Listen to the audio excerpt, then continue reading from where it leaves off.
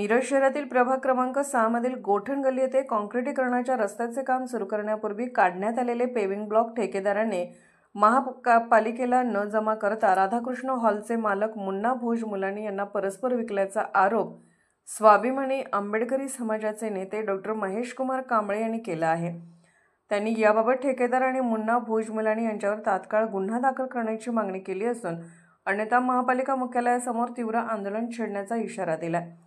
Doctor Kamble यांनी म्हटलं आहे की 2021 पासून मिरजमधील प्रभाग 6, 7, 20, 5 आणि 3 मध्ये पेविंग ब्लॉक बसवण्यात आले होते। मात्र मागील 2 वर्षापासून अनेक ठिकाणी रस्त्याचे काँक्रिटीकरण करण्यात आले।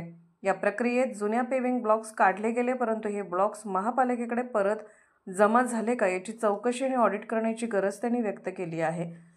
विशेष म्हणजे रविवारी सुट्टीच्या दिवशीच हे पेविंग ब्लॉक्स काढले गेले हे सुद्धा संशयास्पद असल्याचे डॉक्टर कांबळे यांनी नमूद केले।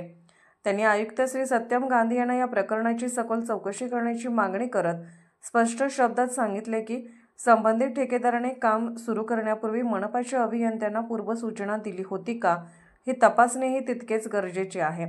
या आरोपानुसार महापालिकेच्या मालकीचे चांगले पेविंग ब्लॉक्स राधाकृष्ण हॉलचे मालक मुन्ना भोज मुलानी यांना विकल्याने ही थेट चोरीची बाब असून यावर तात्काळ कारवाई व्हावी, अन्यथा महापालिकेसमोर आंदोलन करण्यात येईल असा स्पष्ट इशारा त्यांनी दिला। त्यांनी पुढे सांगितले की जर दोषींवर गुन्हा दाखल झाला नाही आणि ठेकेदाराला काळ्या यादीत टाकण्यात आले नाही तर आगामी 4 दिवसात अशा अनेक प्रकरणाचा पर्दाफाश करण्यात येईल आणि मोठ्या प्रमाणात निदर्शने होणार आहेत। अर्धराज्य न्यूज चॅनलला लाईक करा, शेअर करा आणि सबस्क्राईब करा।